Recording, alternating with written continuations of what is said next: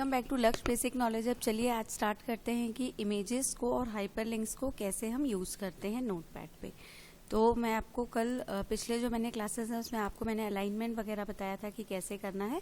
आज मैं आपको बता रही हूँ कि कैसे हम ये सारी चीज़ें लिखते हैं इमेज टैग के लिए। ठीक है, तो ये आपका बॉडी वाला पार्ट है, ये आपका स्लैश बॉडी है। इसके बीच में आप जो भी चीज़ें लिखते हैं वो वहाँ पे डिस्प्ले होती हैं। ये तो आप पहले भी पढ़ चुके हैं।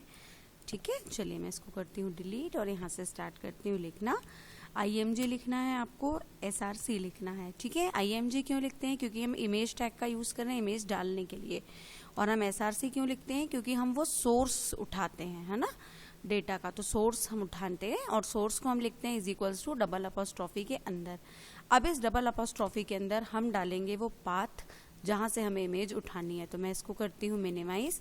मेरे सिस्टम पे ये कॉलेज मोनो जैसे मुझे उठाना है तो मैंने राइट क्लिक करना है, प्रॉपर्टीज पे जाना है, सिक्योरिटी पे जाना है और यहाँ से इस पाथ को उठा के करना है कॉपी और इस इमेज में लाके कर देना है पेस्ट और सेव। जैसे ही मैं सेव करती हूँ अब मैं इस फाइल को रन करके देखती हूँ। मैंने इमेज नाम से डेस्कटॉप पे बनाई हुई है।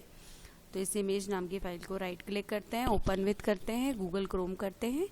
जैसे ही मैं इस फाइल को गूगल क्रोम में ओपन करूँगी, ये देखिए इस तरह से यहाँ पे डिस्प्ले होने लगी इमेज। अब इस इमेज में अगर मुझे हाइट विड्थ कुछ सेट करनी है तो अच्छा, सबसे पहली बात अगर मैं बात करूँ पाथ की, तो ये जो मैंने सी यूज़र डेस्कटॉप ये वाला पाथ उठाया है ये केवल तभी तक वैलिड होता है गाइस जब तक कि आपकी वो इमेज डेस्कटॉप पे, अगर वो इमेज डेस्कटॉप से डिलीट हो जाएगी तो ये इमेज आपकी डिस्प्ले नहीं होगी।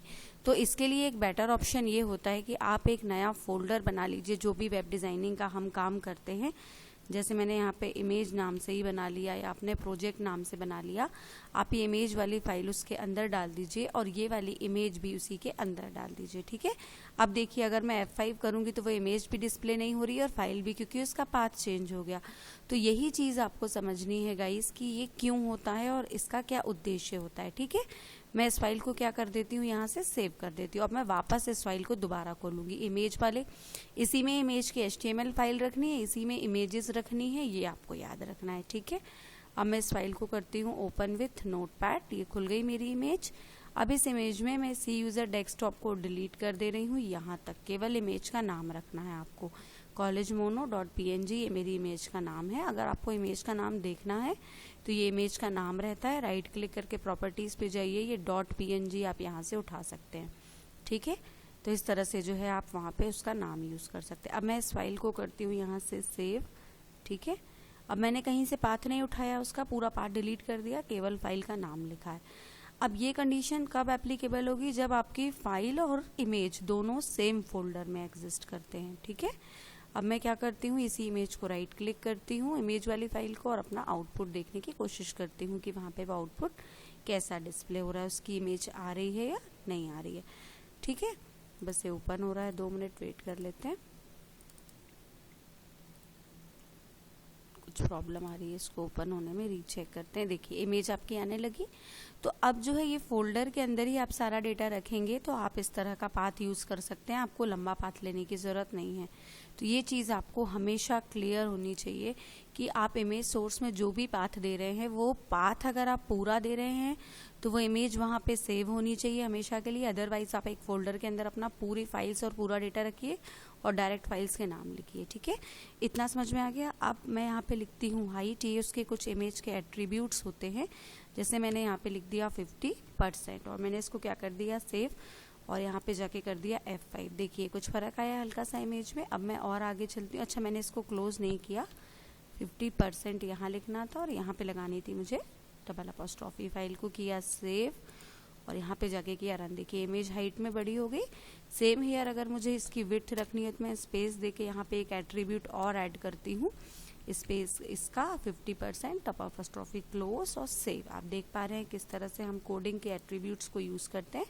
ये हो गई। ठीक है, अगर आपको ये अलाइनमेंट सेंटर में चाहिए तो आप यहाँ पे सेंटर वर्ड यूज़ कर देंगे तो ये इमेज आपकी आने लगेगी सेंटर में इस तरह से। ठीक है, देखिए मैंने जैसे ही यहाँ पे सेंटर लिखा, सेंटर टैग आपको इमेज के पहले लगाना है, इमेज सेंटर में आ जाएगी। इसी तरह से आप लेफ्ट और मिडिल और ये सारे यूज़ कर सकते हैं टर्म्स। ठीक है, इसके अलावा अगर मुझे इस इमेज में बॉर्डर चाहिए तो मैं यहाँ पे क्या लिख दूंगी, बॉर्डर स्पेस अपॉस्ट्रोफी के अंदर 1 और सेव। अब मैं अगर यहाँ पे जाके रन करूँगी तो देखिए बॉर्डर आने लगी आपकी, ये देख पा रहे हैं। अगर बॉर्डर आपको 1 की जगह और मोटी चाहिए, जैसे मुझे 5 चाहिए तो मैंने 5 कर देना है और इमेज पे जा करके रन कर देना है। देखिए बॉर्डर आपकी मोटी आ गई। तो आप बहुत सारे जो है इसमें यूज़ कर सकते हैं इन सारी चीज़ों को। ये सारी चीज़ें अगर आपको इमेज टैग पूछा जाता है तो एग्जाम में आपको लिखना पड़ेगा कि इमेज हम क्यों लिखते हैं, सोर्स हम क्यों लिखते हैं, इमेज टैग का खाली फॉर्मेट क्या होता है, फिर उसके क्या क्या एट्रीब्यूट होते हैं। जैसे हम इमेज में हाइट लिख सकते हैं, विड्थ लिख सकते हैं, बॉर्डर लिख सकते हैं और ऑल्ट करके हम उसकी डेफिनेशंस दे सकते हैं अगर हम चाहें तो। ये ज़रूरी नहीं होता है। जैसे मैं आपको यहाँ पे नीचे मैंने कुछ कोड लिखा हुआ है, जैसे ये लिखा हुआ है, आप इस तरह से दे सकते हैं। अच्छा, लोडिंग कभी कभी देना बहुत ज़रूरी होता है। ये लोडिंग जो है ये हमारा एक वो होता है, ऐसा एट्रीब्यूट होता है HTML इमेज टैग का, जो इमेज अगर हमने 2 से 3 डाली हैं तो उनको वो इजीली क्या करता है, लोड कराने में हेल्प करता है। तो लोडिंग 2 तरह की होती है, ईगर और लेजी।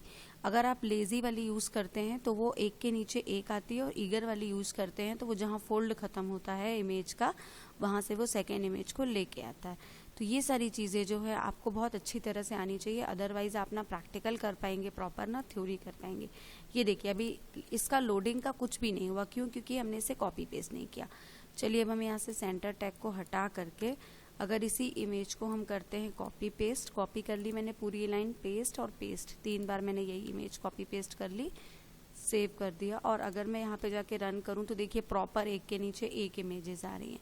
और अगर यही मैं उसको ईगर कर दूंगी तो थोड़ी अलग तरीके से आएंगी। ठीक है, देखिए अगर मैं यहाँ से इसको ईगर कर लेती हूँ, ये ईगर वर्ड आप याद रख लेना।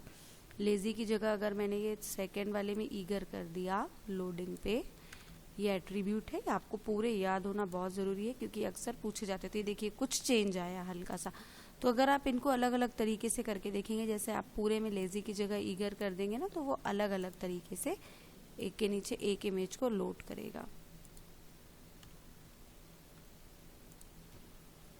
ठीक है, ये देखिए फोल्ड से ऊपर नीचे ले जा रहा है इमेज को, एक के नीचे एक आ रही है। अगर मैं लेकिन इसको कर दूं यहाँ से 30% और सेव और इसको रन करूं तो देखो ये इस तरह से आने लगी। तो यही होता है ईगर और उसमें कि अगर आप साइज चेंज करते हैं तो वो एक के बाजू में एक आएंगी, कैसे सेट होके आएंगी, तो आप इसके साइज को चेंज करके ये चीज़ सेट कर सकते। देखो मैंने इसको भी 30% किया, जैसे ही ये देखो ये छोटी होके आने लगी। तो इमेज का साइज और इमेज की लोडिंग ये दोनों पैरेलल चलते हैं, आपको इसकी प्रैक्टिस कर करके समझना होगा। तो इस तरह से जो आप इमेज टैग का यूज़ कर सकते हैं। अब इमेज टैग में हम क्या कर सकते हैं, एक और चीज़ मैं आपको बताती हूँ। जैसे सपोज़ मैंने यहाँ पे कोई एक वेबसाइट खोली, जैसे मैंने यहाँ पे खोली हायर एजुकेशन की कोई एक वेबसाइट, ठीक है, या कोई भी एक वेबसाइट आप पर्टिकुलर खोल लीजिए। अगर सपोज़ मुझे ये वाला मोनो कहीं लेना है, लेकिन मैं इस मोनो को जो है वैसे लेना चाहती हूँ कि ये वहाँ पे लिंक की तरह आए, तो किसी भी इमेज पे आप राइट क्लिक कीजिए और कॉपी इमेज एड्रेस कर लीजिए। ठीक है, सिर्फ आपको कॉपी इमेज एड्रेस करना है।